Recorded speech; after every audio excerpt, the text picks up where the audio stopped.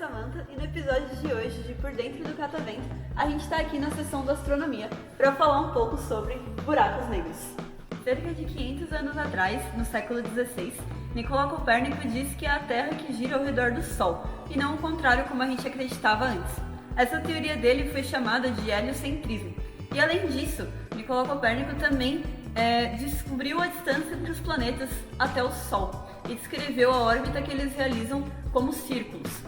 Ele também descobriu que quanto mais próximo do Sol um planeta estiver, mais rápido eles vão completar essa órbita deles ao redor do Sol. Tudo isso está de algum jeito relacionado com os buracos negros que a gente vai falar mais pra frente. Apesar de ter acertado muitas coisas com a teoria dele, o Nicolau Copérnico ele errou quando ele disse que as órbitas dos planetas são circulares.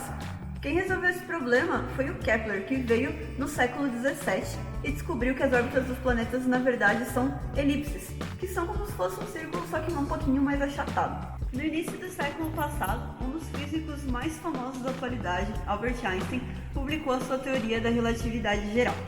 Essa teoria diz basicamente que corpos muito massivos distorcem o que ele chamou de tecido do espaço-tempo. E o que é isso? Imagina que você é uma estrela e uma cama elástica é esse tecido do espaço-tempo.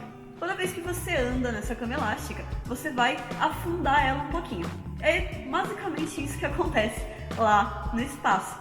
Os corpos muito massivos deformam esse tecido e quem é menos massivo deforma menos. Essa teoria diz basicamente que objetos muito massivos, como planetas e estrelas, distorcem o que ele chamou de tecido do espaço-tempo. E o que é esse tecido do espaço-tempo? Bom, imagina que você é uma estrela e está andando numa cama elástica, que vai simular esse tecido pra gente. Vai acontecer exatamente o que está sendo mostrado nessa imagem aqui, certo? Quando a gente anda na cama elástica, ela afunda um pouquinho a cada passo que a gente dá. E é basicamente isso que acontece com os planetas, as estrelas e com os buracos negros também. Bom, essas deformações no tecido do espaço-tempo são o que geram a gravidade que o Newton descobriu há tanto tempo atrás. O que acontece é o seguinte: quanto maior a massa desse objeto, maior vai ser a distorção. Tem algumas distorções que são tão profundas que conseguem acabar desviando até mesmo a trajetória da luz. E é mais ou menos isso que acontece com o buraco negro. Os buracos negros, eles nada mais são do que uns objetos extremamente massivos. Eles têm massa muito alta. Então a distorção que eles geram no tecido é tão grande, mas tão grande, que é como se eles rasgassem esse tecido ali e fizessem um buraquinho nele. Por isso que quando as coisas caem dentro do buraco negro, elas não conseguem sair, inclusive a luz. Aqui no museu a gente tem esse experimento que simula muito bem como funcionam as órbitas dos planetas do ponto de vista do Einstein. E o que a gente faz nesse experimento?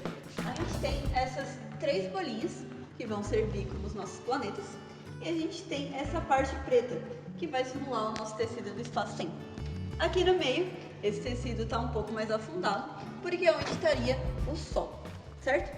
Então, na hora que a gente joga as bolinhas aqui, a gente consegue ver muito bem as elipses que elas formam enquanto estão orbitando a nossa estrela.